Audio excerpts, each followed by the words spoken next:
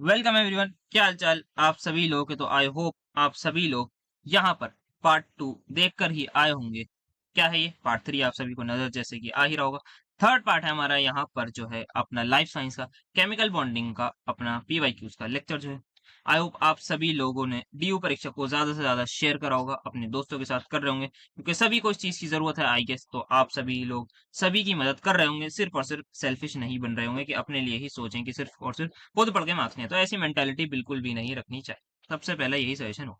बाकी जैसे भी वीडियो अच्छी लग रही हो कमेंट जरूर बताइए, फीडबैक अपना जरा जरूर दीजिए, उसकी सबसे ज्यादा जरूरत है इस वक्त कि क्या फीडबैक रहेगा वह उसी पर डिपेंड करेगा, क्योंकि आने वाली जो वीडियोस हैं वो सारी की सारी डिपेंड करती हैं आपके करंट फीडबैक पर। तभी उसमें कोई चेंजेस कोई ऑप्टिमाइजेशन तभी हो पाएगा जब मुझे पता लगेगा कि how the videos are doing. तो और वो कैसे पता लगेगा जब आप उसका कुछ ना कुछ रिस्पॉन्स देंगे। तो टेलीग्राम चैनल जरूर ज्वाइन कर लीजिएगा, इंस्टाग्राम पर भी आप हमें फॉलो कर सकते हैं। टेलीग्राम पर नोट्स आते रहेंगे, कोई भी बात होती है कोई अपडेट देनी होती है वो जरूर टेलीग्राम पर मिल जाती है। तो चलिए फिर स्टार्ट करते हैं आज का अपना लेक्चर। क्या डिस्कस करेंगे थोड़ा सा ये बता दूं। हाँ, इसमें जो डिस्कस होगा एक तो आपका लैटिस एनर्जी वाला होगा, देन एक था आपका बॉर्न हेवर साइकिल करने वाले हैं, और हाँ born land equation.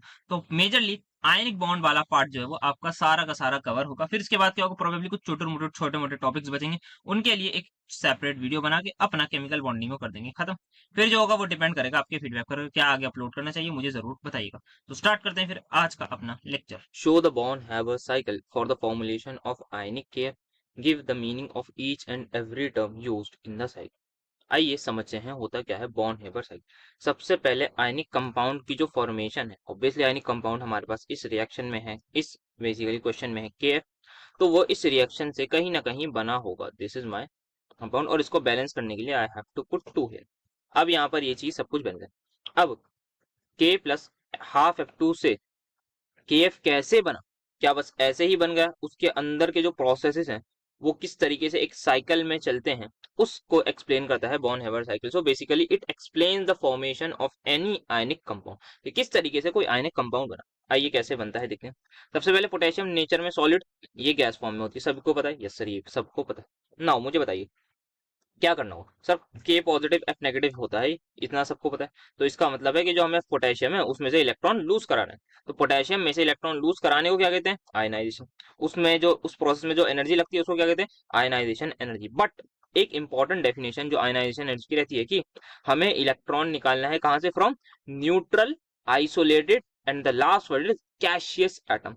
Is potassium in solid state or gaseous state? Sir, it is in solid state. So first of all, we have to convert it into gaseous state. तो solid से gas में convert करने में जो भी energy लगती है उसको बोलते हैं सब्लिमेशन एनर्जी। तो सॉलिड से गैस जाने में जो भी एंथैल्पी या एनर्जी लगी होगी उसको मैं डेल्टा एच सबसे लिख रहा हूँ। क्या चीज सबको क्लियर हुई? Yes sir. अब मुझे इसमें से निकालना है एक इलेक्ट्रॉन, तो ये बन जाएगा क्या? के पॉजिटिव, साथ में एक इलेक्ट्रॉन भी बाहर आ जाएगा। अब क्या हुआ है यहाँ पर? हमने आइसोलेटेड न्यूट्रल गैसियस एटम में से एक इलेक्ट्रॉन निकाल दिया। So we can say this is the ionization energy. हमें जो एनर्जी देनी पड़ी वो क्या होगी? Ionization energy. नाउ सबसे पहले सोच के बताइए, सॉलिड से अगर गैस में कन्वर्ट करना है तो हीट मुझे देनी पड़ेगी या हीट रिलीज होगी? सर ऑब्वियसली हीट देनी पड़ेगी, क्योंकि ऑब्वियसली आप सॉलिड को पहले मेल्ट करेंगे, फिर मेल्ट करने के बाद इवेपोरेट करेंगे, तो हीट देनी पड़ेगी।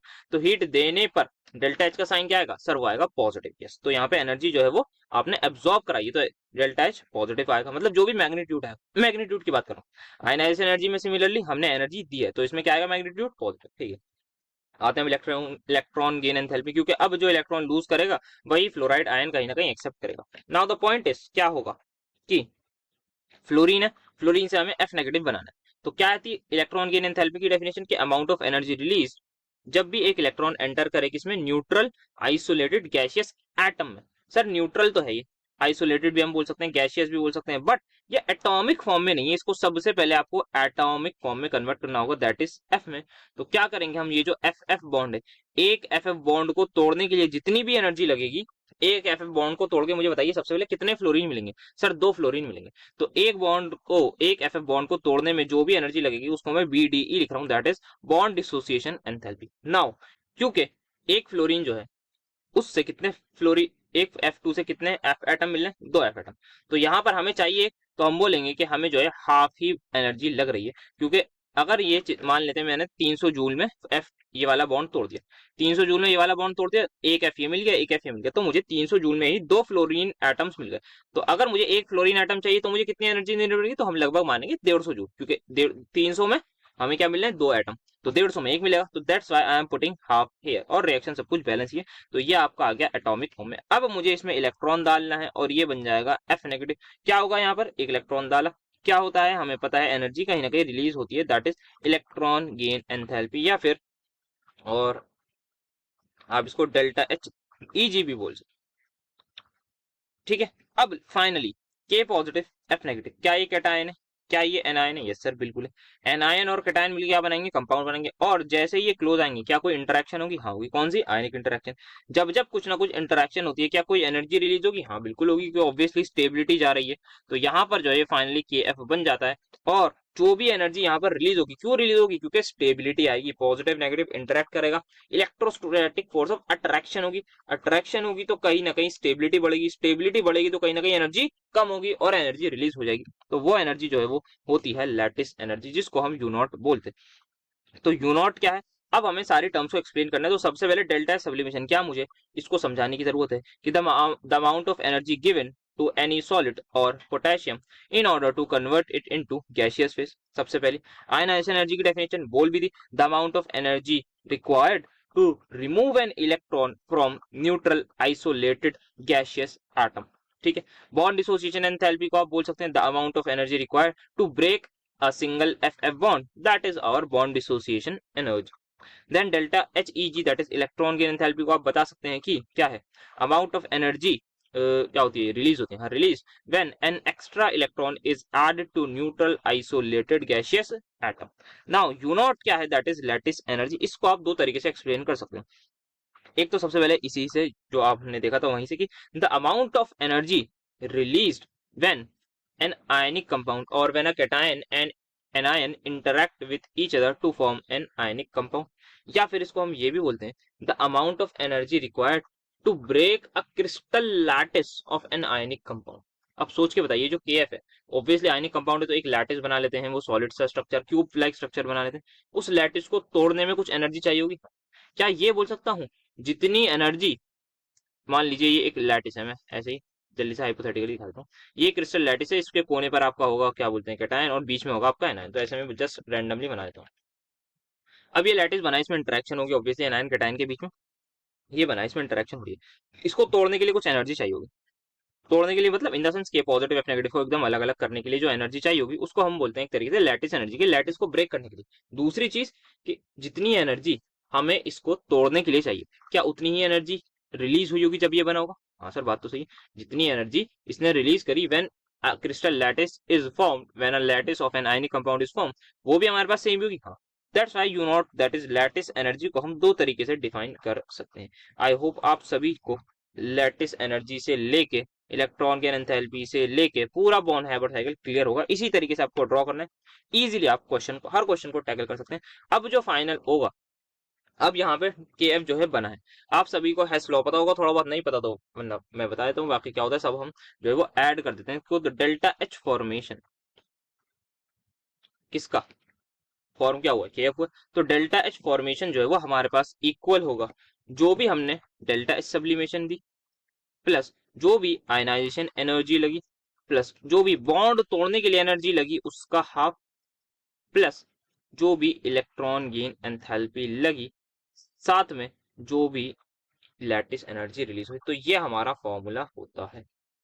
तो हमने क्या करा, सभी को ऐड कर दिया। आप यहाँ पे बोल सकते हैं ये आपका डेल्टा एच फॉर्मेशन है और आपने इसको मल्टीपल स्टेप में करवाया है इस प्रोसेस को, तो आप एट द एंड इन सभी को के डेल्टा एच को ऐड कर रहे हैं। तो इस तरीके से भी आप इसको सोच सकते हैं। तो डेल्टा एच फॉर्मेशन हम निकालना है तो ये आएगा, एंड जनरली ये आपका नेगेटिव आएगा, बिकॉज जब भी कोई आप आयनिक कंपाउंड बना रहे हैं तो स्टेबिलिटी बढ़ती है ना, हाँ सर स्टेबिलिटी बढ़ती है, तभी कोई ये चीज रिएक्ट कब करेगी, तो रिएक्टेंट से प्रोडक्ट जब भी हम जाते हैं ना, ये केमिस्ट्री का रूल याद रखिएगा, बाकी केमिस्ट्री ऑनर्स में तो बहुत बार बता चुका, पर आप लोगों को भी बता दूं, केमिस्ट्री का रूल है रिएक्टेंट से अगर आपको प्रोडक्ट प्रोसीड करना है ना, तो product has to be stable, तभी रिएक्टेंट रिएक्ट करेंगे आपस में, वरना वो क्यों ही करेंगे रिएक्ट। भाई अगर प्रोडक्ट स्टेबल नहीं बन रहा तो रिएक्शन क्यों रिएक्ट, ये हमारे जो रिएक्टेंट्स हैं वो क्यों रिएक्ट करेंगे एक दूसरे से, नहीं करेंगे भाई। तो हमारे पास कहीं ना कहीं ऐसे स्पॉन्टेनियस और नॉन स्पॉन्टेनियस का भी कंसेप्ट आता है। तो जो के एफ है that has to be more stable than K और F2 से, तभी हमारे पास जो है काम बनेगा। तो अगर उसको स्टेबल होना है तो कहीं ना कहीं कुछ एनर्जी वो रिलीज करेगा, और वही एनर्जी जो है बेसिकली डेल्टा एच फॉर्मेशन की फॉर्म में हमें देखने को मिलती है कि कुछ एनर्जी जो है वो रिलीज हो जाती है। आई होप आप सभी को बेहतरीन अंदाज में ये डिटेल में क्लियर हो गया होगा। That is your Born Haber cycle. अब जो सवाल है देखिए कितने आसान है, कितने आसान है। पहला सवाल आप सभी की स्क्रीन पर ये रहा, आपसे हीट ऑफ फॉर्मेशन कैलकुलेट करवाइए के एफ की, सब कुछ दे रखा है, सिर्फ वैल्यू पुट करनी है और कैलकुलेटर साहब से अपना काम करने को बोल दिएगा। तो यही पर मैं लिख देता हूँ डेल्टा एच फॉर्मेशन आपका। सबसे पहले आप सब्लिमेशन एनर्जी लिख दीजिए 87.8 यूनिट का ध्यान रखिएगा बस। फिर आप क्या लिखेंगे सर, सब्लिमेशन के बाद आपने आयनाइजेशन करवाई तो यहाँ पे 414.2, सिंपल सा। फिर उसके बाद आपने क्या करवाई सर, आयनाइजेशन के बाद हमने जो है वो बॉन्ड तोड़ा है, तो फिर आपका आ जाएगा 158.9। तो बहुत आराम से नजाकत के साथ आप इस क्वेश्चन को इजीली टैकल कर सकते हैं। फिर उसके बाद क्या करा आपने, बॉन्ड तोड़ने के बाद what you have done sir, उसके बाद हमने क्या करा, इलेक्ट्रॉन निकाला। तो -334.7, -334.7। फिर आपने फाइनली क्या करा, -807.5। और फाइनली जो भी आंसर आएगा उसको आप कैलकुलेटर से कैलकुलेट इजीली करके लिख दीजिएगा। जनरली आंसर नेगेटिव ही आएगा। तो ये आपकी क्या हो जाएगी, हीट ऑफ फॉर्मेशन हो जाएगी किसकी, केएफ की। देखिए सेम तरीके का सवाल एक आध बार और आपकी स्क्रीन पर आया हुआ है कि एक और बार आपसे हीट ऑफ फॉर्मेशन निकाली, लगभग लगभग सब कुछ सेम। देखिए एक गलती जो हुई है उस चीज को कोई भी नोट नहीं कर पाया कि यहाँ पर जो है वो हाफ बॉन्ड डिसोसिएशन एनर्जी लिखनी है आपको, ना कि डायरेक्टली बॉन्ड डिसोसिएशन एनर्जी। इस चीज का बहुत ध्यान रखना है आपको। जो जो यहाँ पर हुआ है ना उसी चीज को ध्यान से पुट करिएगा हर क्वेश्चन का। वैसे के एफ है, NaCl हुआ, बाकी इन सभी का बॉन्ड है लगभग लगभग सेम बनेगा। जिसका अलग बनेगा उसका देख लेंगे, सवाल आया आई थिंक MgF2 का आया उसका थोड़ा अलग होगा, उस पर बात कर लेंगे। बट जिन लोगों का सेम है ना उनका ध्यान रखिएगा, इसी तरीके से करना है। वैल्यू ध्यान से पुट करनी है, यहाँ पे हाफ जरूर लगाना है, हाफ मिस मत कर दीजिएगा, पूरा आंसर चला जाएगा, सत्यानाश हो जाएगा पूरे आंसर का। सेम चीज यहाँ पर भी आगे ध्यान रखिएगा, जैसे कि यहाँ पर भी आई थिंक सेम ही सब कुछ लगभग वैल्यूज दे रखी है। लेटेस्ट एनर्जी 807.5, हाँ सब कुछ सेम है तो इसका भी आंसर सेम आएगा, तो कैलकुलेटर से कैलकुलेट कर लीजिएगा। यहाँ पर भी आपसे same heat of formation again निकलवाई है, सब कुछ लगभग सेम दे रखा है। तो ये सवाल आप देख सकते हैं कितनी बार रिपीटेड है। क्या आपके एग्जाम में आ सकता है, मे बी यस और मे बी नो, चांसेस हैं। तो 2-3 बार आया हुआ है अलग अलग एग्जाम्स में आपके अलग अलग ईयर्स में, तो हाँ आने के चांसेस। तो इसी टाइप का, ये नहीं तो इसी टाइप का सवाल आपका आराम से आ सकता है। नेक्स्ट देखिए मैग्नीशियम वाला देख लेते हैं हम यहाँ पे, बॉर्न हेबर साइकिल। इसमें थोड़ा सा डिफरेंट चीज होगी, क्या है आइए समझते हैं। तो मैग्नीशियम से आपको रिएक्ट, आप किसको रिएक्ट करा रहे हैं, फ्लोरीन को, और आपको मिल रहा है MgF2। क्या ये रिएक्शन बैलेंस है, यानी सबसे पहले मुझे ये बताइए सर, बिल्कुल बैलेंस। क्या ये सॉलिड होगा, हाँ सर। क्या ये गैस होगा, हाँ सर। सबसे पहला स्टेप क्या समझाने की जरूरत है कि इसको आपको गैस पे करना होगा, नो सर, इसको मैं खाली एस लिख देता हूँ। अब ध्यान से सुनिए, मैग्नीशियम से आपने कहा कि मैग्नीशियम पॉजिटिव कर दिया, क्या काम बन गया, नो सर। ये फर्स्ट आयनाइजेशन एनर्जी है, क्योंकि हमें क्या चाहिए, मैग्नीशियम 2+ चाहिए। तो एक और इलेक्ट्रॉन निकालना है सर, Mg2+ होगा, और यहाँ पर IE1 थी, अब हमारी हो जाएगी IE2। समझ में आया। नाउ यहाँ पर आप क्या करेंगे, इसका जो है हमें बॉन्ड तोड़ना है, तो अब आप बॉन्ड तोड़ के क्या बना देंगे, F बना देंगे। ध्यान से सुनिए, क्या एक फ्लोरीन एटम की जरूरत है या दो, सर इस वक्त तो 2 फ्लोरीन एटम की जरूरत है, क्योंकि यहाँ 2 दिख रहे हैं, तो यहाँ पे हम यही करेंगे। और जो हमने लास्ट टाइम करा था बॉन्ड डिसोसिएशन एनर्जी का हाफ, वो इस बार नहीं करेंगे, क्योंकि दोनों फ्लोरीन एटम हमें चाहिए। क्या ये चीज समझ में आ रही है ना, क्या ये चीज समझ में आ रही है कि हमें दोनों फ्लोरीन एटम चाहिए। पिछले केस में एक फ्लोरीन एटम चाहिए था, तो हम उसी के लिए देख रहे थे कि उसको पाने में हमें कितनी एनर्जी चाहिए। इस बार ये FF बॉन्ड है, इस बॉन्ड को पूरे को तोड़िए, आपको दोनों के दोनों एटम जो चाहिए वो मिल जाएंगे। समझ में आया, यस सर। तो BDE को एज इट इज लिखेंगे। नाउ अब यहां से क्या करना है, हमें जो है वो 2F नेगेटिव करना है। तो क्या होगा, ऑब्वियसली ये गैसियस था, ये भी गैसियस है, तो क्या होगा सोच के बताइए सर, सोचना क्या इसमें, सिंपल सा डेल्टा HEG आएगा। क्या यहाँ सिर्फ डेल्टा HEG ही आएगा, जरा सोचिएगा। But here the point is कि 2 फ्लोरीन में हम इलेक्ट्रॉन डालें, तो इलेक्ट्रॉन की एंथैल्पी हमें 2 से मल्टीप्लाई करना होगा। क्या ये चीज आप सभी को क्लियर हुई या नहीं, बोलिए यस। क्या बोला यहाँ पे क्या चेंजेस हैं कि एक तो सबसे पहले मैग्नीशियम सॉलिड से मैग्नीशियम गैस, फिर ionization energy first plus second करनी होगी। देन यहाँ पर बॉन्ड डिसोसिएशन एंथैल्पी में हाफ नहीं लगाना होगा, दोनों फ्लोरीन चाहिए। देन फ्लोरीन गैसियस जो है हमारे पास, उससे हम फ्लोरीन बेसिकली नेगेटिव बना रहे हैं, इलेक्ट्रॉन ऐड कर रहे हैं, तो यहाँ पे 2 फ्लोरीन में ऐड करेंगे। सबको आई होप चीजें क्लियर होंगी, कोई भी डाउट नहीं होना चाहिए, सिमिलर सी है, मतलब कोई इसमें चेंज नहीं। तो आप आराम से किसी का भी बना सकते हो, मतलब Al3 पॉजिटिव आ जाए, कुछ भी आ जाए, आराम से देख के बना लीजिएगा। अब देखिए यहाँ पर क्या दे रखा है, जैसे आप सभी लोगों को अगर मैं डेल्टा एच फॉर्मेशन की बात करूँ तो वो होगी sublimation energy plus ionization energy of magnesium, वो भी फर्स्ट वाली, प्लस आयनाइजेशन एनर्जी सेकंड वाली, प्लस क्या होगा बॉन्ड डिसोसिएशन एनर्जी हाफ नहीं लगाना, plus twice of delta H EG, then finally plus U naught. क्या ये चीज आप सभी को क्लियर हुई? बताइए मुझे जल्दी से जल्दी, यस और नो। एस की वैल्यू दे रखी है और sorry ionisation energy first second दे रखी है, फ्लोरीन की भी डी दे रखी है, इलेक्ट्रॉन एफिनिटी दे रखी है, एंथैल्पी ऑफ फॉर्मेशन दे रखी है। इस बार आपको लैटिस एनर्जी निकालनी है, बस क्या ही निकल जाएगी, किसी को कोई प्रॉब्लम नहीं होनी चाहिए। सेम तरीके का अगेन यहाँ पे क्वेश्चन है, इस बार आपसे हीट ऑफ फॉर्मेशन पूछ ली, बाकी सारी चीजें देखिए तो आप आराम से कर लीजिएगा। और यहाँ पर एक चीज ध्यान रखिएगा, direct ionization energy of Mg2+ दे रखी है आप, तो 2184 जो है वो आपको इन दोनों का ही लगभग लगभग सम ही दे रखा है। तो आप इसको भी कैलकुलेट करेंगे, 9 आ जाएगा, 8 देन 7 8 तो 8 7, सॉरी 8 7 क्या कर रहा हूँ, कुछ ज्यादा नहीं कर दिया मैंने, ओके 738। तो हाँ लगभग लगभग ये भी 2 के आसपास कुछ आ रहा है, तो हाँ 2000 के आसपास ये आंसर आ रहा है, तो लगभग लगभग आपको सेम ही दे रखी है। तो मैग्नीशियम पॉजिटिव की ये आई है, फर्स्ट मत समझिएगा, ये आई है, दैट इज आयनाइजेशन एनर्जी आपको 2184 दे रखी है। क्या है, 1 + 2 का ही सम दे रखा है। आपको क्लियर हो गया? कैलकुलेटर है आपके पास सबके? यस सर, कैलकुलेट कर लेंगे, यस सर इजीली, वरना प्लस माइनस तो वैसे भी सभी को आता ही। नेक्स्ट यहाँ पे क्या करना है, लैटिस एनर्जी NaCl की निकालनी है बाय द डेटा। तो NaCl के लिए भी सेम होगा एज इट इज जैसे आपने KF के लिए बनाया था, तो सेम बॉन्ड हेबर साइकिल बनाइएगा जैसा आपने KF के लिए बनाया था, वही same half bond dissociation energy लगेगी और आपकी फर्स्ट आयनाइजेशन एनर्जी होगी और सिर्फ इलेक्ट्रॉन एफिनिटी ही होगी। नेक्स्ट यहाँ पे देखिए लैटिस एनर्जी किसकी, NaCl की, यहाँ पर आप सभी लोग देख सकते हैं ये NaCl जो है वो NaCl2, देन आपकी सब्लिमेशन एनर्जी, इलेक्ट्रॉन एफिनिटी, ये सब आपके सामने ही है। देन आपको क्या करना है, एक्सप्लेन बॉन्ड Haber cycle with suitable example, तो वो आप समझ ही रहोगे, मतलब कर ही लिया, इतनी देर से कर रहे हैं कि एफ का एक एग्जांपल ही था, बाकी भी चीजें थी वो एक एग्जांपल ही थी। देन डिस्क्राइब द बॉन्ड Haber cycle for calculating lattice energy, तो ऑब्वियसली ये भी हमने NaCl के लिए देख लिया है, सब कुछ यहाँ पे कर रखा है। अब देखिए why lattice energy values and electron affinity values negative whereas these are positive, क्यों है ऐसा? तो लैटिस एनर्जी और इलेक्ट्रॉन एफिनिटी की बात हमने कर ली है, कभी भी कोई वैल्यू नेगेटिव कब आएगी, जब क्या होगी, एनर्जी रिलीज होगी, जब क्या होगी, हमारे पास जो एनर्जी है वो कहीं ना कहीं रिलीज होगी, तो हम कहलाएंगे कि ये हमारी क्या है, आपकी लैटिस एनर्जी या फिर इलेक्ट्रॉन एफिनिटी है। और आयनाइजेशन और डेल्टा एच सब्लिमेशन फिर डेल्टा एच डिसोसिएशन हमारे पास ये पॉजिटिव आती हैं, क्यों आती हैं, क्योंकि ये क्या करते हैं, हम एनर्जी को देते हैं, एनर्जी यहाँ पर हम क्या करते हैं, देते हैं। Why are lattice energy values and electron affinity values क्या है, नेगेटिव है, और आयनाइजेशन सब्लिमेशन डिसोसिएशन ये सारी पॉजिटिव क्यों है? The reason is this only की हमारे पास क्या होता है, ये जो है 3 लोग पॉजिटिव इसलिए होते हैं क्योंकि ये एनर्जी देते हैं, दीज आर एनर्जी एब्जॉर्ब या फिर एनर्जी गिवन, और बाकी के ऊपर दोनों लोग वो क्या है, एनर्जी रिलीज। तो इसको आप एक्सप्लेन भी कर सकते हैं, इनकी डेफिनेशन बता दीजिएगा, तो उनमें ही लिखा हुआ होता है कि आप एनर्जी दे रहे हैं, तो उससे बता दीजिएगा कि एनर्जी दे रहे हैं, या इसका मतलब कोई भी एलिमेंट जो है वो एनर्जी को एब्जॉर्ब कर रहा है, तो मतलब डेल्टा एच पॉजिटिव। इस तरीके से आप समझा दीजिएगा, बहुत सिंपल से आप इस आंसर को लिख सकते हैं, कोई इसमें प्रॉब्लम की बात नहीं।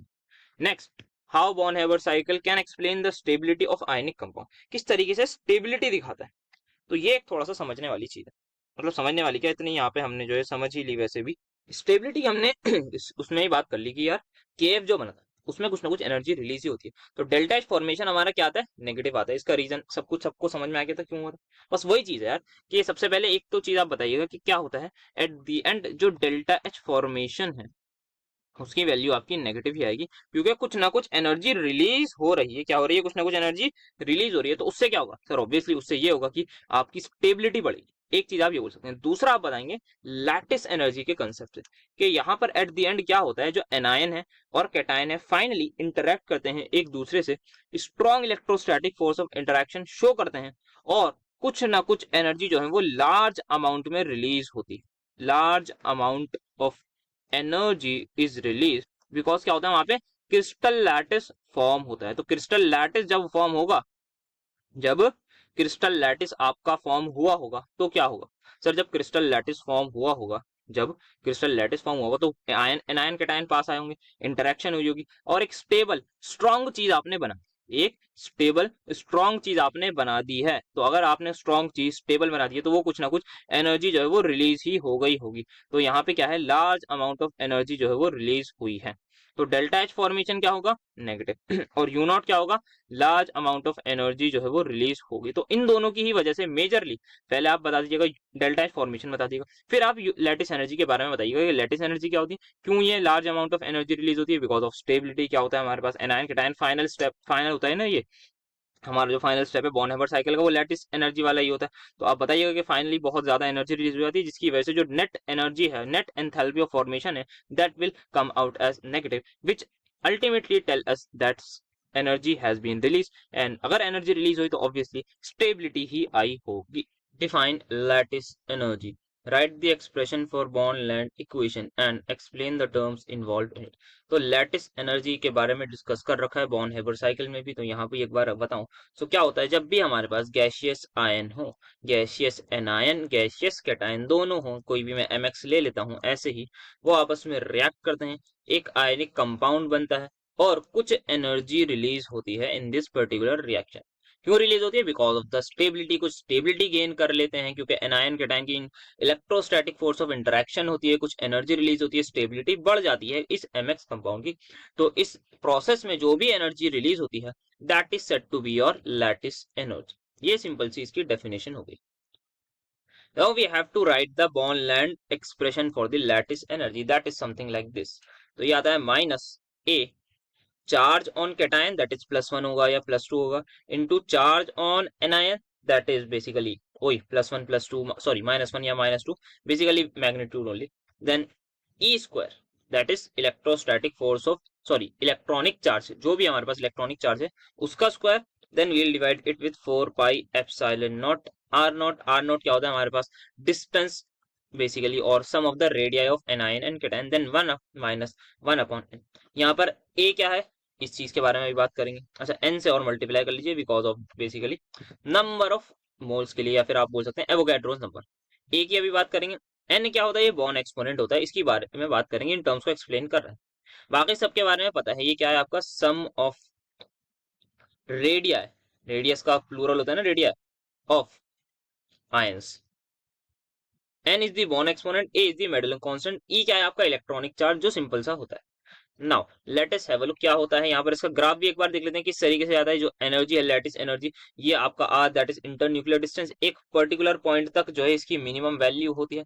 अगर आप और ज्यादा क्लोज ले आए किसको, एनायन और कैटायन को, तो यहाँ पे जो है वो फिर रिपल्जन शुरू हो जाती है और आपका जो ग्राफ है या फिर एनर्जी है वो ऊपर की तरफ जाने लगती है, पॉजिटिव की तरफ। सो यहाँ पर क्या हो रहा है, M positive and X negative जो एनायन और कैटायन है, जो एनायन और कैटायन है वो गैसियस फॉर्म में, किस फॉर्म में, गैसियस फॉर्म में, ये इनफाइनाइटली दूर डिस्टेंस लगभग वहां से आते हैं, जैसे जैसे क्लोज आते हैं एनर्जी कम होती है कम होती है कम होती है, एक पॉइंट आता है जहां पर मिनिमम हो जाती है, फिर जैसे ही हम उससे थोड़ी सी आगे लेके जाने लगते हैं तो एनर्जी जो है वो again started to increase because of the repulsive forces, फिर रिपल्सिव फोर्सेज जो है वो डोमिनेट करने लगते हैं।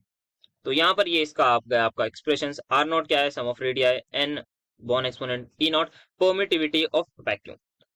ये इसकी डेरिवेशन हमारे सिलेबस में नहीं है, जैसे कि लाइफ साइंस में मेंशन भी, आई थिंक सिलेबस में डेरिवेशन नहीं करानी, ऑनर्स में हम कराते हैं डेरिवेशन, तो वहीं की ये स्लाइड है, वहीं से ये प्रॉपर्ली डिराइव करी थी। अगर आपको बाय चांस देखनी हो तो आयनिक बॉन्ड का सेमेस्टर 1 में कराया था, तो वहां पर आप देख लीजिएगा, पार्ट 1 में ही होगी शायद, बट हाँ उसकी कोई जरूरत नहीं है, आपके सिलेबस में नहीं है। तो ये आपकी बॉन्ड लैंड इक्वेशन हो गई। Now let us talk about what do we mean by bond constant और bond exponent and Madelung constant.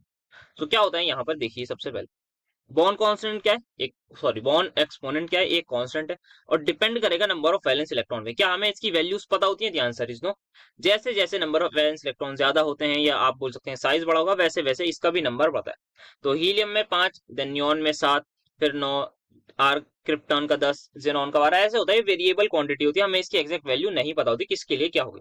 ये एक सिंपल सा आप इसके बारे में लिख सकते हैं। देन मेडलिंग कांस्टेंट थोड़ा सा इंपॉर्टेंट है, आइए इसको समझते हैं। जैसा कि हम सभी को पता है, क्या पता है कि एक क्रिस्टल लैटिस होता है, आप समझ लीजिए ये, उसमें जो है एनायन और कैटायन इंटरेक्ट कर रहे होते हैं आपसे। तो लगभग क्या होता है, जैसे मैं मान लेता हूं ये बीच में एक रखा है मेरे पास क्या, कैटायन, और यहाँ पे कोने पे एनायन होंगे, तो लगभग मान लेते हैं ऐसे ही मैं कह रहा हूँ 6 एनायन जो है वो और कैटायन आपस में वो कर रहे हैं, दैट इज इंटरेक्शन। तो इलेक्ट्रोस्टैटिक फोर्स ऑफ इंटरेक्शन जो होगी, जिसको आपको पता होगा के Q1 Q2/R² बोलते हैं, सबको याद होगा कि जो फोर्स ऑफ इंटरेक्शन है उसको आप बोलते हैं के Q1 Q2/R², ये सभी लोग पढ़ के आए हैं। तो यहाँ पर फोर्स ऑफ इंटरेक्शन क्या हो जाएगी, 6 एनायन और कैटायन के बीच में हो रही है, तो यहाँ पे मैं 6 लिखूंगा, ये बात सब मानते हैं। बट यहाँ पर जो एक सिंपल हमारे पास आपको देख पा रहे हैं, ये एक क्रिस्टल लैटिस है। क्या एक ड्रॉप भी अगर मैं NaCl के लिए लूं या एक पार्टिकल भी लूं, क्या उसमें सिर्फ एक क्रिस्टल लैटिस होगा? क्या इतने ही मॉलिक्यूल होंगे? ध्यान से, तो उसमें तो बहुत सारे होंगे। यहाँ पर है, इसके बराबर में एक और लैटिस होगा ऐसे बना हुआ, इसके ऊपर एक और लैटिस होगा, then so on and then so on हमारे पास होता ही है, ठीक है। उसके ऊपर वगैरह लैटिस होता है। तो एक से ज्यादा मतलब 6, सिर्फ ऐसा नहीं कि एक कैटायन वो 6 से ही अट्रैक्ट हो रहा है, उसके साथ साथ रिपल्जेंस भी होती हैं, उसके साथ साथ रिपल्जेंस भी होते हैं। तो रिपल्जेंस वाले फोर्स को हम कहीं ना कहीं आप समझ लीजिए सब्ट्रैक्ट वगैरह करते हैं। सो एग्जैक्टली क्या होता है, जो मेडलिंग कांस्टेंट है ये बताता है कि सबसे पहले क्रिस्टल लैटिस में एक से ज्यादा इंटरेक्शन है। ऐसा ही नहीं है कि सिंपल एक आयन पेयर है, एक पॉजिटिव है एक नेगेटिव है, वो सिर्फ आपस में अट्रैक्ट कर रहे हैं, ऐसा नहीं होता। उसके अलावा भी इंटरेक्शन होती हैं, that could be repulsions as well between the same charge वाले हमारे पास आयंस, या कि कैटायन कैटायन के बीच में, क्योंकि एक से ज्यादा है ना, तो ऑब्वियसली उनका इफेक्ट रहेगा। उस तो समी जब हम सम करते हैं एक्सपेरिमेंटली सारे इंटरेक्शंस का जो जो हो रही है, interaction means repulsion as well as attraction, उसको हम बोलते हैं मेडलिंग कांस्टेंट। क्या ये डिपेंड करता है टोटली क्रिस्टल ज्योमेट्री पर for a given particular structure, कि किस तरीके की ज्योमेट्री है, कितनी दूर पर कितने डिस्टेंस पर एनायन है, कितने डिस्टेंस पर दूसरा कैटायन है, उस पर ये टोटली डिपेंड करता है। किस पर? ज्योमेट्रिक अरेंजमेंट पर डिपेंड करता है ऑफ कॉन्स्टिट्यूएंट आयन, और इंडिपेंडेंट होता है चार्ज के, क्या Z पॉजिटिव के इंडिपेंडेंट, Z नेगेटिव के एंड रेडियस के, ये इंडिपेंडेंट होता है हमारे पास, रेडियस इसका एनायन और कैटायन का।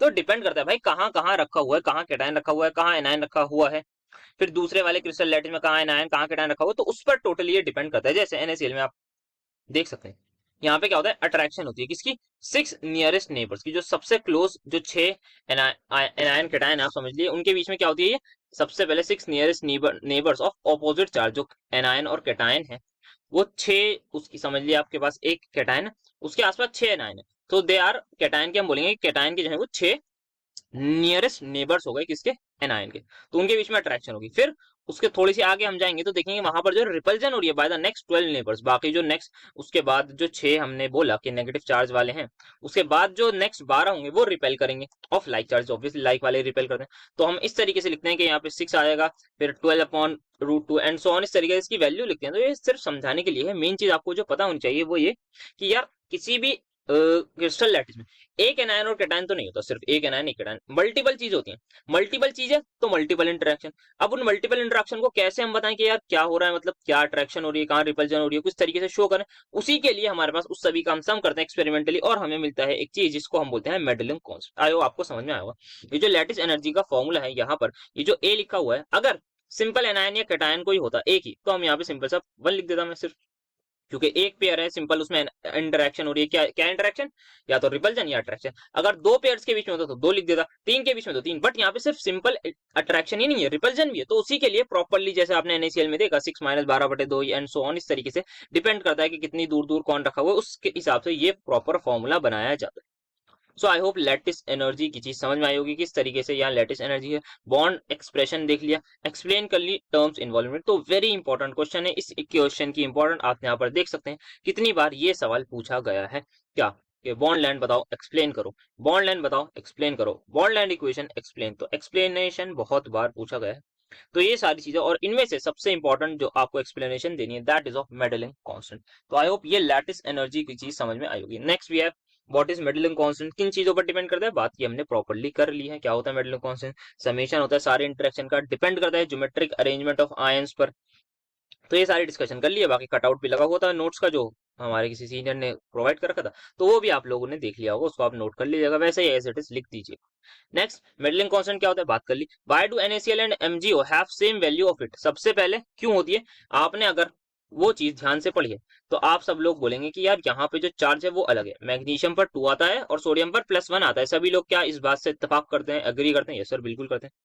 और आपने क्या ये लाइन पढ़ी है कि it is independent of Z positive and Z negative and R, मतलब साइज पर डिपेंड नहीं करेगा एनायन कैटायन के, ना ही चार्ज पर। तो इसका साइज अलग है, दोनों का साइज अलग है, ऑब्वियसली सोडियम का अलग, मैग्नीशियम का अलग, क्लोराइड का अलग, ऑक्साइड का अलग, चार्ज भी अलग है। तो बट इन पर तो डिपेंड ही नहीं करता है, तो क्या फर्क पड़ता है? इन पर डिपेंड नहीं करता, तो हम बोलेंगे इसी वजह से इनका जो मेडलिंग कांस्टेंट है वो सेम होता है, बिकॉज इनका जो क्रिस्टल लैटिस है वो सेम क्रिस्टल स्ट्रक्चर है, they possess same crystal structure. ठीक है, जिसको एफसीसी बोलते हैं, बाकी उसकी उतनी डिटेल में नहीं जा रहा है। तो मेडलिंग कांस्टेंट क्या होता है यार, एक ऐसा फैक्टर है that is solely dependent on the arrangement. किस पर डिपेंड करता है ये, टोटली डिपेंड करता है ये आपका अरेंजमेंट ऑफ आयंस पर। ये सिर्फ और सिर्फ डिपेंड करता है arrangement of ions within the crystal lattice. ये इट इज इंडिपेंडेंट ऑफ, आप लिखेंगे ये इंडिपेंडेंट है किसके, +1 -1 that is charge on cation and anion as well as size of cation and anion पर। तो ये चीज आप लिख दीजिएगा, आपका सिंपल सा आंसर बन जाएगा। अगेन फिजिकल सिग्निफिकेंस आराम से बता सकते हैं, सब कुछ यहाँ पे समझाया जा सकता है मेडलिंग कांस्टेंट। तो मेडलिंग कांस्टेंट और बॉन्ड-लैंड इक्वेशन से ही सवाल आपको देखने को मिला है। Next we have is solvation energy. तो देखते हैं क्या होता है सॉल्वेशन एनर्जी। एक नाम हाइड्रेशन एनर्जी सुना होगा, तो समवॉट उसी से ही रिलेटेड है। सॉल्वेशन एनर्जी से आप सबसे पहले वर्ड से समझिए सॉल्वेंट। ये तो हमने डिस्कस कर लिया, इसकी बात नहीं करेंगे। सॉल्वेंट क्या होता है, सॉल्वेंट सबको पता है, जिस चीज में कोई डिसॉल्व कर रहा हो। तो क्या होता है, आपने कोई भी कंपाउंड लिया, अभी आयनिक की बात नहीं कर रहा मैं, कोई भी कंपाउंड लिया, उस कंपाउंड को आपने किसी सॉल्वेंट में डाला। ठीक है सर, डाल दिया। अगर सब अगर कंपाउंड में कुछ एटम्स होंगे, सॉल्वेंट भी किसी चीज का बना हुआ होगा, ऐसा थोड़ी मतलब कुछ भी सॉल्वेंट मतलब पता ही नहीं क्या है, कुछ तो होगा ना, कोई एटम्स होंगे, इसमें कुछ एटम्स होंगे, इसमें कुछ एटम्स होंगे। अगर ये लोग आपस में इंटरेक्शन करने लगे, कोई कंपाउंड है उसमें कोई एटम होंगे, जैसे आप ले लीजिए NaCl है, मान लीजिए अभी के लिए Na पॉजिटिव Cl नेगेटिव है, ये इसके एटम हो गए।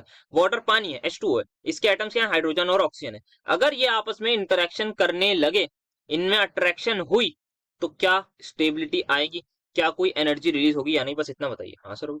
तो जब ये लोग आपस में किसी सॉल्वेंट में, मैंने किसी भी कंपाउंड को डाला, तब क्या होगा, तो ये लोग आपस में इंटरैक्ट करेंगे, इंटरेक्शन शो करेंगे। उस इंटरेक्शन से क्या होगा, कुछ ना कुछ एनर्जी रिलीज होगी, या उससे पहले आप बोल सकते हैं इनको जो है वो स्टेबिलिटी आने लगेगी, अट्रैक्शन आप बोल सकते हैं, जिसकी वजह से कुछ एनर्जी रिलीज होगी, और उसी रिलीज एनर्जी को हम बोलेंगे आपका सॉल्वेशन एनर्जी। क्या ये चीज सभी को क्लियर हुई, बोलिए यस और no. What do you mean solvation energy, एक सॉल्वेंट है, उसमें हमने एक कंपाउंड डाला, अब उस कंपाउंड के कुछ एटम्स है, ऑब्वियसली सॉल्वेंट में भी कुछ एटम्स है। अगर उन एटम्स ने आपस में इंटरेक्शन शो करी, तो क्या होगा सर, उसमें जो है वो कुछ ना कोई इंटरेक्शन शो करी, तो कहीं ना कहीं एनर्जी रिलीज होगी, कहीं ना कहीं स्टेबिलिटी आएगी, वही जो एनर्जी रिलीज हुई that is said to be your solvation energy. तो सॉल्वेशन एनर्जी क्या है, is the energy release when a solute dissolves in a solvent. Simple, जब आपने किसी भी सॉल्यूट को डिसॉल्व करा है किसी सॉल्वेंट में, तो आपका क्या होता है, कुछ एनर्जी रिलीज होगी, and that is said to be your solvation energy. आप इसको सिंपल सा बोल सकते हैं कि सॉल्यूट सॉल्वेंट इंटरेक्शन, कंपाउंड बोलना चाहिए किसी कंपाउंड, या फिर आप सॉल्यूट भी बोल सकते हैं। So it's all about solute solvent की इंटरेक्शन जब हमारे पास हो रही है, तब हम बोलते हैं कि ये जो है वो सॉल्यूट। अब इसी की सिग्निफिकेंस में बताऊंगा, अभी सॉल्वेशन से ही बात कर लेते हैं। चलिए, क्या होता है इसमें, अगर मुझे बताइए एनर्जी कुछ ना कुछ रिलीज हो रही है, मतलब स्टेबिलिटी आ रही है। अब यहीं से बात आ जाती है सोल्यूबिलिटी। अब कोई कंपाउंड है, उस कंपाउंड की क्या अपनी लैटिस एनर्जी होगी, हाँ सर होगी। अगर मैंने उस लैटिस को तोड़ दिया, जैसे NaCl है, NaCl के लैटिस को तोड़ दिया, Na पॉजिटिव को अलग कर दिया, Cl नेगेटिव को अलग कर दिया, और अगर वो इंडिपेंडेंटली स्टेबिलिटी से सॉल्वेंट में रह रहे हैं, तो क्या मैं बोल सकता हूँ कि हाँ भाई वो चीज जो है वो सोल्यूबल होगी। जैसे कि आपको पता है कैल्शियम कार्बोनेट सबको पता है, चौक को बोलते हैं। आप जैसे ही चौक को पानी में डिसॉल्व करते हैं या मार्बल को, वो नीचे जो है वो बैठ जाती है, क्या कहते हैं हम कि वो प्रेसिपिटेट हुई। प्रेसिपिटेट होने का यही मतलब है, जो CaCO3 है ना, वो CaCO3 की ही फॉर्म में है, वो कैल्शियम 2 पॉजिटिव और CO3 2 नेगेटिव की फॉर्म में नहीं टूटी, ये चीज होती है। समझ में आई बात, Ca जो CO3 है वो calcium 2 positive and CO3 2 negative की फॉर्म में नहीं ब्रेक डाउन हुई, तभी वो हम बोलते हैं इनसॉल्यूबल है। तो यही केस आता है हमारे पास कि कोई भी आयनिक कंपाउंड की अगर मैं बात करूं, कोई भी आयनिक कंपाउंड की अगर मैं बात करूं, अगर उसने इंटरेक्शन या वो ब्रेक डाउन नहीं हुआ इन इट्स कॉन्स्टिट्यूएंट आयन किसी भी सॉल्वेंट में, तब वो सॉल्यूबल नहीं होगा, और अगर हो गया तो वो सॉल्यूबल होगा। अब हो जाएगा, क्यों होगा भाई, उसका भी तो कोई रीजन होना चाहिए, ऐसे ही आप किसी भी चीज को सॉल्यूबल कर दोगे क्यों टूटेगा। जो Ca पॉजिटिव CO3 2 नेगेटिव वो क्यों टूटेगा, आखिर क्या ऐसी चीज है, तो वही चीज डिटरमाइन करती है सॉल्वेशन एनर्जी। ध्यान से सुनिएगा, एक कंपाउंड है, मैं NaCl का एग्जांपल लेता हूँ। NaCl को आप मानिए कंपाउंड, सॉल्वेंट अब मैंने ले लिया पानी, इससे बढ़िया समझ में आएगा। इसको मैंने पानी में डाला, क्या ये सॉल्यूबल होता है? आप सब लोग बताइए, नमक में पानी मिला देंगे क्या नमक घुल जाता है? सर बिल्कुल घुलता है। कैसे घुलता है, क्यों घुलता है, उसकी अब बात करें। जैसे ही मैंने नमक को पानी में डाला ना, तो यहाँ पर ये Na पॉजिटिव और Cl नेगेटिव में टूट जाएगा, इसका मतलब है क्योंकि ये सॉल्यूबल है, हमें पता है ये सॉल्यूबल है। तो इससे क्या होगा, अब आप बताइए, पानी होता है आसपास? सर बिल्कुल होता है, पानी ही पानी होता है, सिर्फ पानी ही तो होता है। तो पानी में H2O होता है? सर यस बिल्कुल होता है। जैसे कि मैं एक आध मॉलिक्यूल आपको बना के दिखा रहा हूँ, बाकी हर तरफ पानी ही पानी है। आप लोगों को पता है बात, ये मुझे बताने की जरूरत नहीं कि हर तरफ पानी ही पानी है। यहाँ पर क्या आएगा, डेल नेगेटिव, यहाँ पर क्या आएगा, डेल पॉजिटिव, और क्या होगा, ये आपस में इंटरेक्ट करेगा। ये क्या करेगा, इंटरेक्ट करेगा। तो Na पॉजिटिव ऑक्सीजन एटम से इंटरेक्ट कर रहा है, H पॉजिटिव Cl नेगेटिव से इंटरेक्ट कर रहा है, क्या इंटरेक्शन हुई तो कुछ एनर्जी रिलीज होगी। हाँ सर बिल्कुल होगी। क्या एक एटम नहीं, बहुत सारा पानी होगा आसपास, बहुत सारा पानी होगा, बहुत सारा H होगा, बहुत सारा ऑक्सीजन होगा, तो पानी ही पानी होगा। तो अगर ऐसा होगा, पानी ही पानी होगा, तो इंटरेक्शन भी बहुत सारी होंगी। तो अगर इंटरेक्शन ज्यादा होंगी तो क्या स्टेबिलिटी बढ़ेगी, क्या एनर्जी रिलीज होगी, और उस एनर्जी रिलीज को हम क्या बोलेंगे, सॉल्वेशन एनर्जी। नाउ अब बात बहुत ध्यान से समझिएगा, ये जो एनर्जी रिलीज होती है ना, अगर ये एनर्जी रिलीज ज्यादा हुई, अगर ये मोर हुई, किससे, as compare to lattice energy, तो क्या होगा सर, लैटिस एनर्जी एक तो आप बोलते हैं formation of ionic ionic compound में, या फिर दूसरी चीज कि अगर कोई भी हमारे पास क्रिस्टल लैटिस है, उसको ब्रेक करने के लिए जितनी एनर्जी चाहिए, that is my lattice energy. तो सॉल्वेशन एनर्जी मतलब जो एनर्जी रिलीज हुई है सॉल्वेंट इंटरेक्शन में, अगर वो ज्यादा हो गई लैटिस एनर्जी से, तो क्या मेरा लैटिस ब्रेकडाउन हो जाएगा, यानी बस मुझे इतना बताइए। सर बिल्कुल हो जाएगा। लैटिस एनर्जी आपको देनी है, सॉल्वेशन एनर्जी आपको मिलेगी, कहां से मिलेगी, इंटरेक्शन से मिलेगी। तो अगर वो ज्यादा होगी तो ऑब्वियसली हम काम कर देंगे, मतलब लैटिस को ब्रेक डाउन कर देंगे। और अगर लैटिस ब्रेक डाउन हो गया तो क्या आयनिक कंपाउंड अपने कॉन्स्टिट्यूएंट आयन में बिखर जाएंगे? सर बिल्कुल बिखर जाएंगे। तो क्या वो सॉल्यूबल होंगे किसी सॉल्वेंट में, यानी यस सर बिल्कुल सॉल्यूबल होंगे। सो ये पूरा कंसेप्ट होता है कि अगर सॉल्वेशन एनर्जी ज्यादा है लैटिस एनर्जी से, तो आपका कंपाउंड सॉल्यूबल है इन दैट पर्टिकुलर सॉल्वेंट, और अगर ऐसा नहीं है तो वो इनसॉल्यूबल।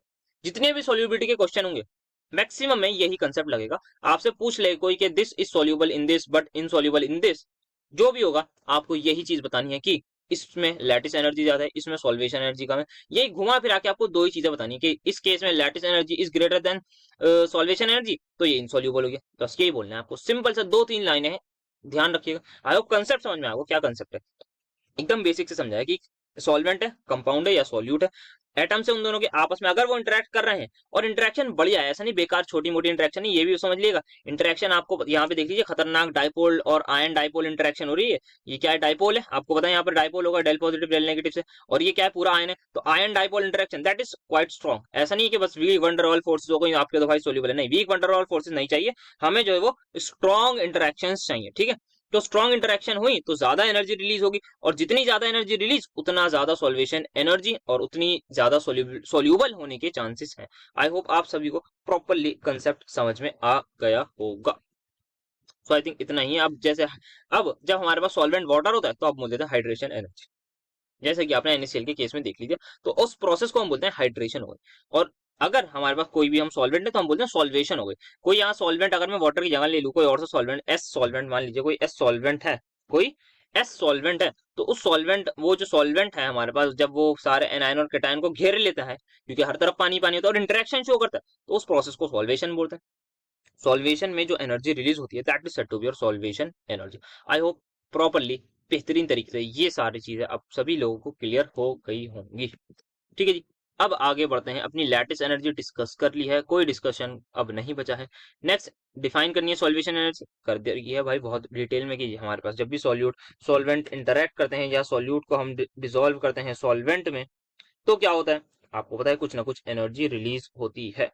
उस एनर्जी को हम बोलते हैं, मैक्सिमम केस में एनर्जी होती है, कुछ कुछ ऐसे भी होते हैं जहां पर आपको एब्जॉर्ब भी करनी पड़ जाती है एनर्जी, बट रेयर केसेस में होता है, कम कम, वो अभी नहीं पढ़ ले हमारा जो वो है, क्योंकि सॉल्युबिलिटी की बात पढ़नी तो हमारी एनर्जी रिलीज ही चाहिए। तो कैसे डिसाइडिंग फैक्टर होता है, तो अगर ये एनर्जी रिलीज ज्यादा हुई किससे, लैटिस एनर्जी से, तो आप बोल देंगे कि यार ये हमारे पास जो क्या है, सोल्यूबल है। आप इसमें NaCl का एग्जांपल ले लीजिएगा कि NaCl की लैटिस एनर्जी कुछ होती है, फिर उसकी हाइड्रेशन एनर्जी इतनी ज्यादा हो जाती है because of strong ion dipole interaction, जिसकी वजह से एनर्जी रिलीज ज्यादा होती है। एनर्जी रिलीज ज्यादा तो सॉल्वेशन एनर्जी या हाइड्रेशन एनर्जी ज्यादा, हाइड्रेशन एनर्जी ज्यादा तो सॉल्युबिलिटी ज्यादा, तो हाइड्रेशन एनर्जी जितनी ज्यादा उतनी ज्यादा आपकी सॉल्युबिलिटी होगी, इस बातों का ध्यान रखना है आपको।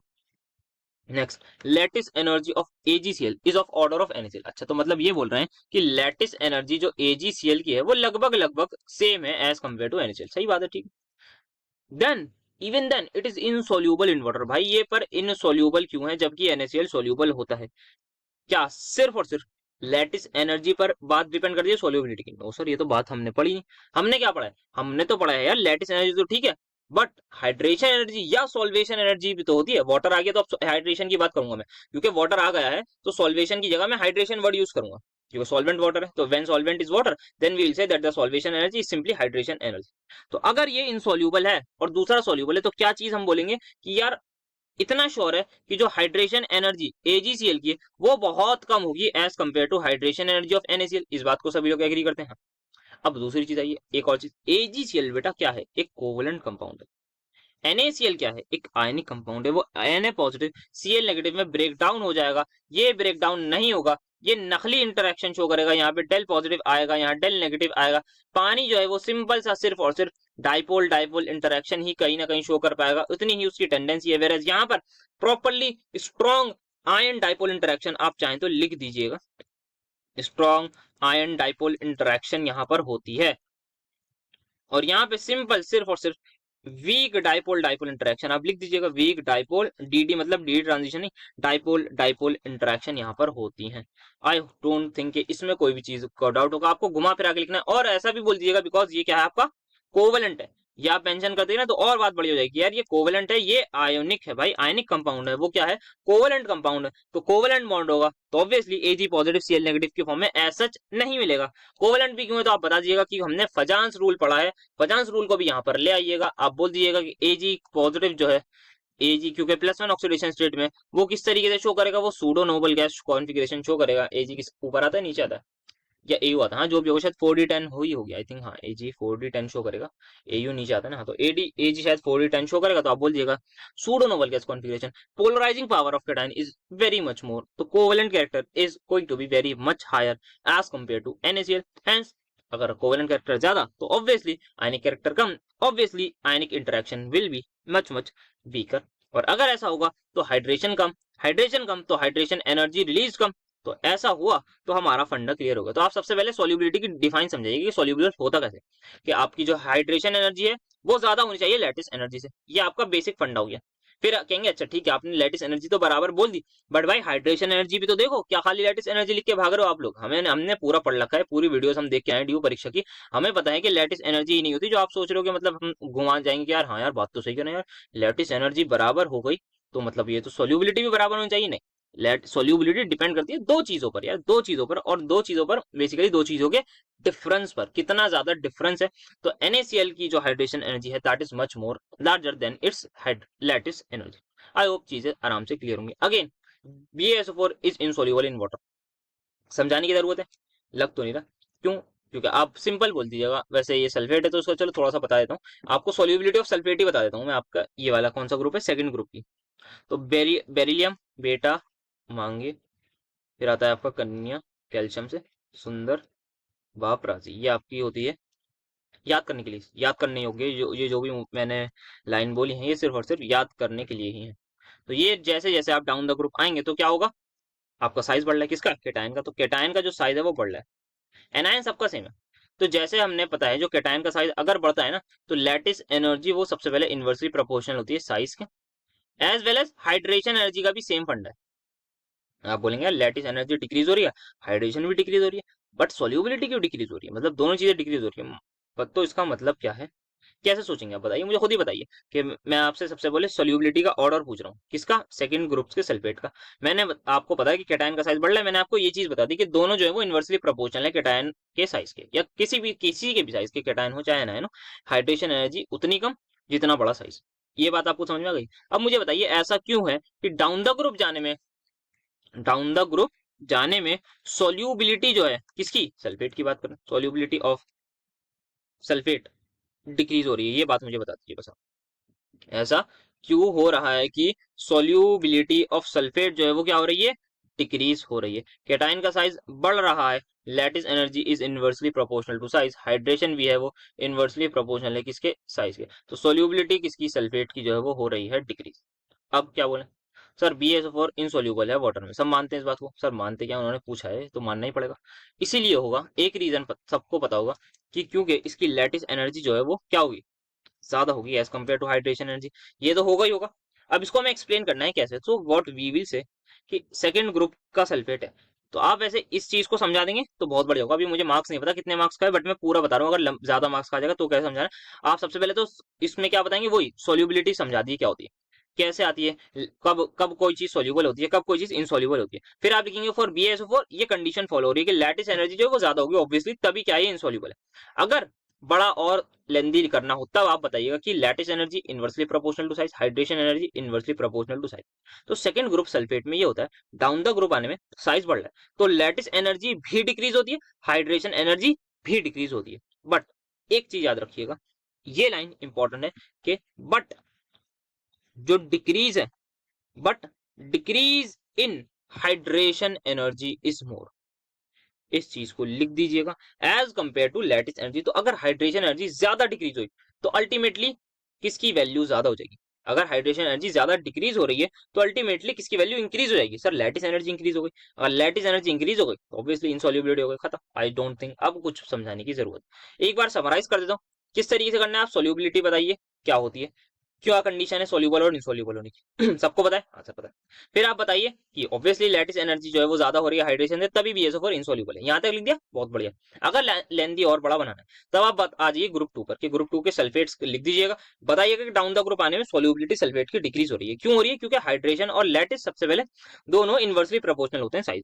अब आप बोलेंगे यार साइज के अगर इनवर्सली प्रोपोर्शनल है तो इसका मतलब डाउन द ग्रुप आने में हाइड्रेशन एनर्जी भी डिक्रीज, लैटिस एनर्जी भी decrease, but decrease in hydration energy is more as compare to lattice energy, ये चीज आप बता देंगे। और अल्टीमेटली कौन ज्यादा हो गई, अगर हाइड्रेशन एनर्जी ज्यादा डिक्रीज हुई तो ज्यादा थोड़ी सी इंक्रीज कौन हो जाएगी, लैटिस एनर्जी। तो यही ये जो डिफरेंस आता है यही इसको इनसोल्यूबल करता है। आई डोंट थिंक अब कुछ बोलने की जरूरत है। Next we have a numerical, जिसको आपको करना है कैलकुलेट की यू नॉट निकालिए। फॉर्मूला याद है सबको, माइनस एन क्या है वही आपको सबको पता है, एवोगैड्रोस नंबर होता है 6.022 into 10⁻23 into A is the metallic constant जिसकी वैल्यू दे रखी है। जेड पॉजिटिव कैटायन पर चार्ज कितना है, 2 है, CF2 है ना। एनायन पर चार्ज कितना है, 1 है। इलेक्ट्रॉनिक चार्ज आपको दे रखा है, हाँ सर, ई का स्क्वायर आपको करना है divide by 4 pi epsilon not की जगह आप सिंपल लिख सकते हैं 9 इंटू 10⁻9, यही होता है ना, हाँ। फिर आर नॉट मतलब क्या होता है, आर रेडियस, रेडियस दे रखा है, इंटर न्यूक्लियर डिस्टेंस दे रखा है, तो 2.35 इंटू 10⁻⁴ एंगस्ट्रॉम में तो -10 मीटर में कर लो। Then 1 - 1 upon N, Born exponent is 7। तो यहाँ पे सबसे पहले कुछ यूनिट्स का ध्यान रखिए, एवोगैड्रोस नंबर की यूनिट, ठीक है। ए क्या है, मेडलिंग कांस्टेंट, 2 इंटू 10⁻⁴ ठीक है। यहाँ पे इन्होंने जो ESU में दे रखा है, मतलब इलेक्ट्रोस्टैटिक यूनिट में, electrostatic unit that is a CGS unit, ये आपकी CGS सिस्टम में दे रखा है। तो क्या करना चाहेंगे आप, तो अगर ये CGS में तो मुझे इसको भी सेंटीमीटर में करना होगा, -8 सेंटीमीटर। फिर मेरा आंसर किस में आएगा, क्या मेरा आंसर जूल में आ सकता है, नहीं जूल में नहीं आएगा, फिर किस में आएगा, कैलोरी में आएगा, शायद कैलोरी में आएगा या पता नहीं यार किस में आएगा। किसमें क्या होती है, जूल नहीं अर्क्स में आएगा, हाँ अर्क्स में आएगा, सॉरी सॉरी, अर्क्स ही होती है ना, हाँ अर्क्स में आएगा। बट ऐसा हम खुद ही अवॉइड करते हैं, तो हम क्या करेंगे, इसको मीटर में ही कर लेते हैं। वी नो इसकी वैल्यू क्या है, 1.6 इंटू 10⁻⁻19 कूलम्ब है। तो वही चीज उसी का स्क्वायर आप यहाँ पे लग दीजिएगा, सही लिखा है ना मैंने, एक बार चेक कर लीजिएगा, उसी का स्क्वायर लिख दीजिएगा। एट द एंड आपका जो आंसर आएगा वो आपका उसी में आएगा, दैट इज जूल पर मोल में, या आप किलो जूल पर मोल में कन्वर्ट कर लीजिएगा। आगे का काम किसका है, सभी के पास कैलकुलेटर है, उठाइए, यूज करिए, आंसर तक पहुंचिए और आंसर को रिपोर्ट करिए। तो एक न्यूमेरिकल भी आया हुआ है, वो भी यहाँ पर देख लिया। आई डोंट थिंक इसमें और कुछ करना है। Charge on cation n, formula सही लगाना, बस ये देख लूंगा क्या था फॉर्मूला, -NaZ, ठीक है ठीक है। ओके सो ये आपका न्यूमेरिकल भी हो गया है, सारी चीजें लैटिस एनर्जी, हाइड्रेशन एनर्जी से रिलेटेड जो जो इंपॉर्टेंट थी, बॉन्डलैंड इक्वेशन सबसे ज्यादा इंपॉर्टेंट, वो सभी लोग सभी चीजें देख ली हैं। That's it for today's lecture. मिलेंगे आपसे नेक्स्ट लेक्चर में किसी और वीडियो के साथ। बहुत जल्द आपको DU परीक्षा पर एक और लेक्चर मिलेगा, जो कि आपका लास्ट लेक्चर होगा, किसका, केमिकल बॉन्डिंग का। आई होप आप ज्यादा से ज्यादा अपने दोस्तों के साथ शेयर कर रहे होंगे, और ऐसे ही आगे भी शेयर करते रहिए। और क्या ही बोलूं, बस शेयर करिए, पढ़ाई लिखाई करिए। मिलेंगे आपसे नेक्स्ट लेक्चर में। Thank you so much for attending my lecture.